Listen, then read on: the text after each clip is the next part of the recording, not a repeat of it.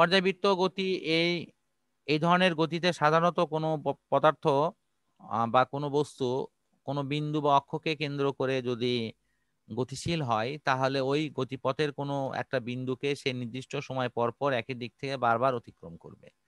আর যদি গতিপথটি যদি তোমার বৃত্তাকার হয়, ঠিক আছে, তাহলে সে ওই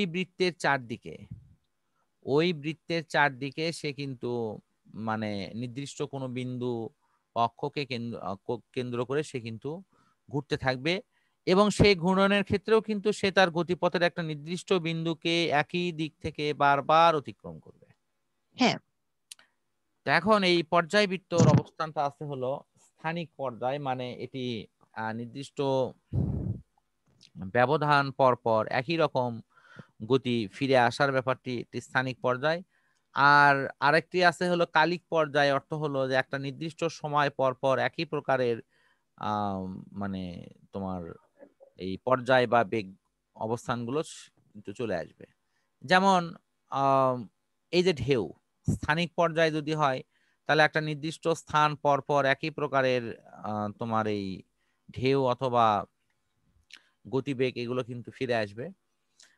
আবার এটি যদি কালিক পর্যায়ে ধরা হয় তাহলে ধরো 2 সেকেন্ড পর পর ঢেউ আসতেছে, তার মানে 2 সেকেন্ড পর একটা ঢেউ আসলো, আবার 2 সেকেন্ড পর আর একটা ঢেউ আসবে, তারপর 2 সেকেন্ড পর আবার ঢেউ আসবে, এরকম একটা নির্দিষ্ট সময় পর পর আসবে। যেমন এখানে ঘড়ির কাঁটার গতি বলা হয়েছে যে সেকেন্ডের কাঁটাটা ঠিক 60 সেকেন্ড পর পর 12 লেখা কাঁটাটিকে বারবার একই দিক থেকে একইভাবে অতিক্রম করতেছে। হ্যাঁ, ঠিক আছে, এরকম বিষয়গুলো এখানে আসবে।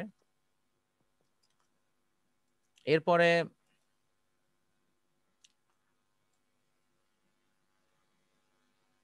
পর্যায়বৃত্ত গতির পরে আছে আমাদের এর একটা শাখা হিসেবে, এটি হলো সিম্পল হারমোনিক মোশন, অর্থাৎ সরল স্পন্দিত স্পন্দন গতি। তো পর্যায়বৃত্ত গতি সম্পন্ন কণার যদি গতিপথটি সরল রৈখিক হয় এবং তার ওই গতির ব্যাপারটা যদি এরকম হয় যে এটি সরণের সমানুপাতিক এবং তার বিপরীত দিকে এটি ক্রিয়া করে, তাহলে এখানে সরণের মান এর সমানুপাতিক। এটার অর্থ কি?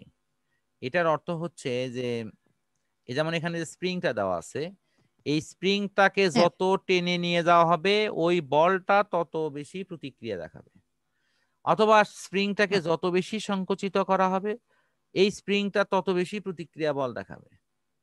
তাহলে এই সংকুচিত হওয়া বা প্রসারিত হওয়ার যে বিষয়টি এটি যত বেশি হবে, এই জন্য বলা হয়েছে এটি সরণের সমানুপাতিক।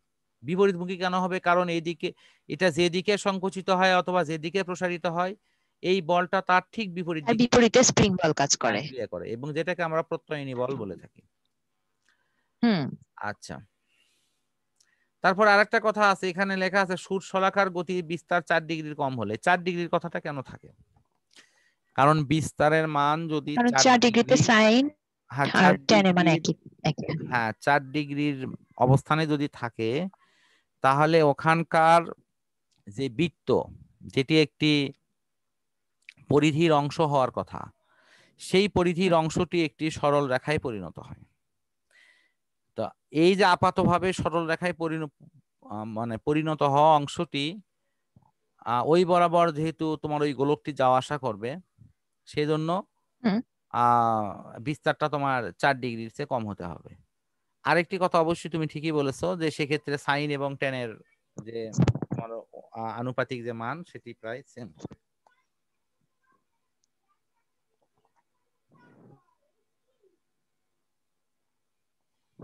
আচ্ছা, এখন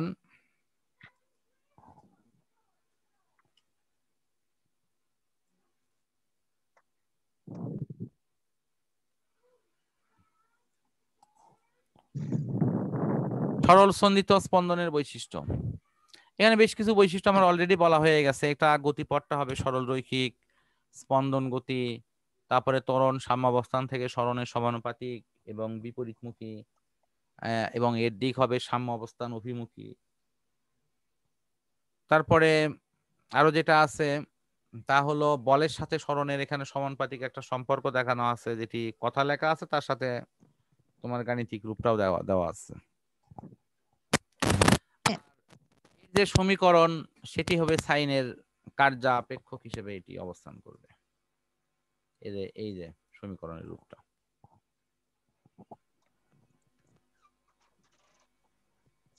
যেটি বলা হয়েছে হলো তোমার যে জেনে রাখা, সব সরল দোলকের গতি পর্যাবৃত্ত গতি, কিন্তু সকল পর্যাবৃত্ত গতি সরল দোলকের গতি নয়। এটার সবচেয়ে ভালো উদাহরণ হলো যে আমরা পর্যাবৃত্ত গতি হিসেবে তোমার সরল রৈখিক গতির মধ্যেও পাবো, আবার বৃত্তাকার গতির মধ্যেও পাবো। তো সরল রৈখিক গতির মধ্যে আমরা সরল সন্দিত স্পন্দন গতির বৈশিষ্ট্যটা মেইনলি খুঁজে পাই, যদি বিস্তারটা 4 ডিগ্রির চেয়ে কম হয়। এবং এখানে যে সরল সন্দিত স্পন্দন গতির যে বৈশিষ্ট্যগুলোর কথা বলা হয়েছে, সেগুলো যদি সেখানে থাকে। কিন্তু যদি এটা বৃত্তাকার গতির মধ্যে যদি আমরা এই পর্যাবৃত্ত গতি পাই, তাহলে সেটি কিন্তু অবশ্যই আমাদের এই মানে সরল সন্দিত স্পন্দন গতি বা সরল দোল গতি হবে না, কারণ সেক্ষেত্রে গতিপথটা সরল রৈখিক হবে না, এবং গতিপথটা সরলরৈখিক না হয় সেটি সরল সন্দিত স্পন্দন গতির যে বৈশিষ্ট্য সেটি সে পালন করবে না। কারণ স্পন্দন গতিতে অন্যতম প্রধান বৈশিষ্ট্য থাকে হলো যে গতিপথের অর্ধেক সময় একদিকে, বাকি অর্ধেক সময় তার বিপরীত দিকে সে চলবে। এই কারণের জন্য কিন্তু এখানে দেখো তোমার স্পন্দন গতি এবং পর্যাবৃত্ত গতির কিন্তু একটা পার্থক্য দেওয়া আছে।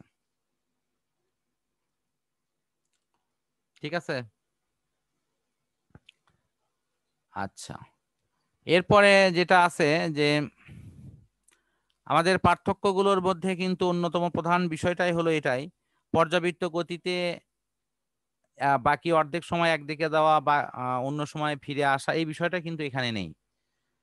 আর স্পন্দন গতিতে কিন্তু ওই বিষয়টি ফার্স্ট উল্লেখ করতে হবে যে পর্যায়কালের অর্ধেক সময় একদিকে, বাকি অর্ধেক সময় বিপরীত দিকে যাবে। আর পর্যাবৃত্ত গতি হলেই যে সেটি স্পন্দন গতি হবে তা কিন্তু নয়, কারণ স্পন্দন গতির ক্ষেত্রে এক ধরনের মানে দোলন গতি থাকতে হবে।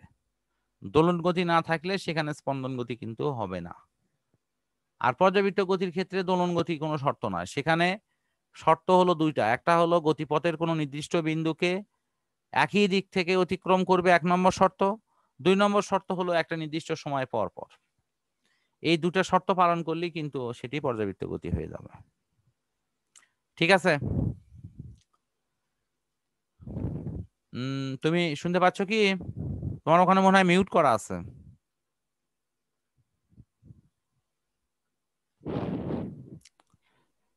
আমার এখানে মিউট হয়ে গেছিল। হ্যাঁ, আমার মনে হয় তুমি কথা বলেছিলে, বাট আমি কিন্তু শুনতে পাচ্ছিলাম স্যার না। আমি আসলে বলতেছিলাম, তারপর আমি দেখি মিউট হয়ে গেছে, তারপর হ্যাঁ, আপনি মিউট হয়ে বললেন গেছে। যে আমি মিউটটা এখান থেকে আমার পরে দেখলাম তো ডিসপ্লেতে, এই জন্য বললাম। আচ্ছা, এখন দেখো সরল সন্দিত স্পন্দন গতি সম্পর্কে সরল দোলকের যে বিষয়গুলো আছে সেটা নিয়ে কিছু বেসিক এখানে আছে, আমি এটা একটু দেখাই দিচ্ছি। এখানে বলা হচ্ছে যে ফার্স্ট বলা হচ্ছে সরণ। এই সরণটা কিন্তু 2 ধরনের আছে।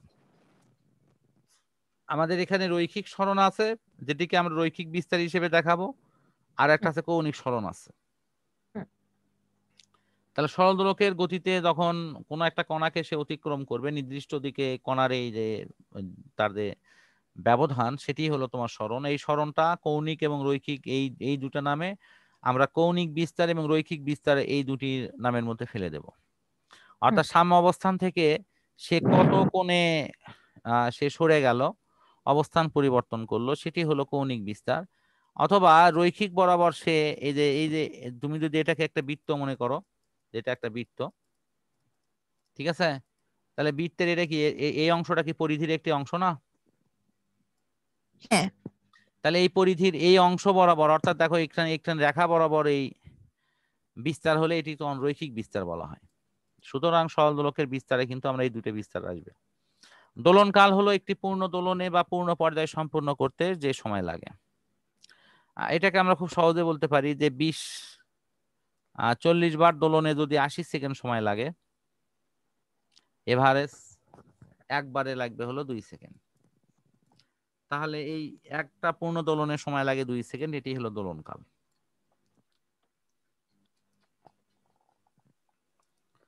আচ্ছা, এরপরে তোমার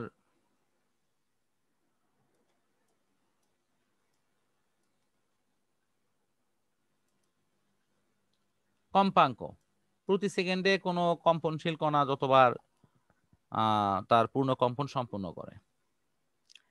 কৌণিক কম্পাঙ্ক হলো কোনো বস্তু যখন বৃত্তাকার পথে যখন ঘূর্ণন সম্পূর্ণ করে তখন সে প্রতি সেকেন্ডে তার পূর্ণ ঘূর্ণনটা সে কতবার করলো সেই সংখ্যাটাই হলো তোমার কৌণিক কম্পাঙ্ক। যেমন একটি বস্তু যদি বৃত্তাকার পথে প্রতি সেকেন্ডে সে 10 বার ঘোরে, তো 10 বার যদি সে পূর্ণ ঘূর্ণন যদি সম্পূর্ণ করে তাহলে তার 10 হলো তার কৌণিক কম্পাঙ্ক। তো কৌণিক কম্পাঙ্কের কিছু ভৌত তাৎপর্য আছে, যে কৌণিক কম্পাঙ্ক এটি কোনো নির্দিষ্ট দিক নাই, অর্থাৎ স্কেলার রাশি। এটি কৌণিক বেগের শুধু মানকে প্রকাশ করে।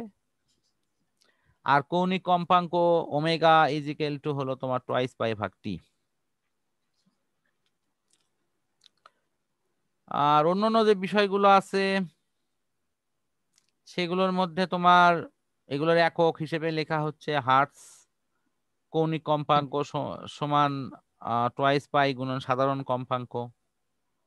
আর টোয়াইস পাইটা কেন আসতেছে, কারণ হলো সাধারণ কম্পাঙ্কে এরকম ভাবে কম্পিত হয়।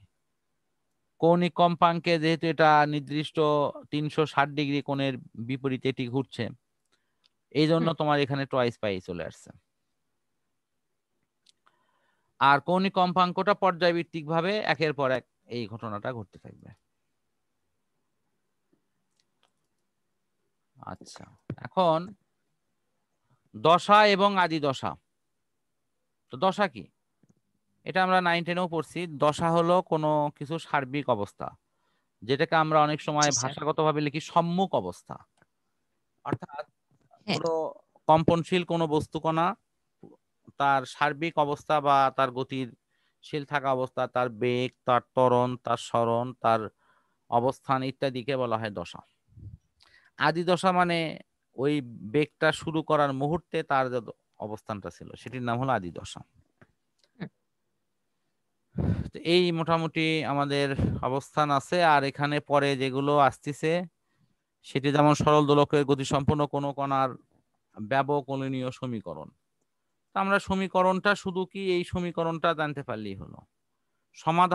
সমাধানের ওয়েটা আমাদের দেখতে হবে না, শুধু এখানে যে রকম আছে কি যে সমীকরণ হলো dx স্কয়ার ভাগ dt square plus omega square x equal to 0। এর সমাধানটা কি, সমাধান আমরা কিভাবে পেলাম, কি করলাম, এগুলো ক্যালকুলেশন হয়তো আগে আমাদের করতে হতো। এগুলো প্রমাণও পরীক্ষায় আসতো, অ্যাভেলেবল পরীক্ষায় আসতো, এটা খুবই ইম্পর্টেন্ট একটা প্রশ্ন ছিল। এখন আমাদের শুধু সমাধানের এই লাইনটা শুধু প্রয়োজন পড়ে ম্যাক্সিমাম প্রশ্ন বা বিভিন্ন কিছুতে। তা হলো যে x equal to a sin omega t plus delta, যেখানে পরিচয়টা হলো a হলো বিস্তার, ওমেগা হলো কৌণিক কম্পাঙ্ক, আর t হলো সময়, এখানে ডেল্টা হলো আদি দশা। এগুলোর পরিচয় এখানেও দেওয়া আছে। তো আমি মনে করি আজকের এই অংশের মধ্য দিয়ে আজকের পড়াটি আপাতত আমরা এখানে ক্লোজ করি। এই অংশগুলো তুমি বাসায় প্র্যাকটিস করো।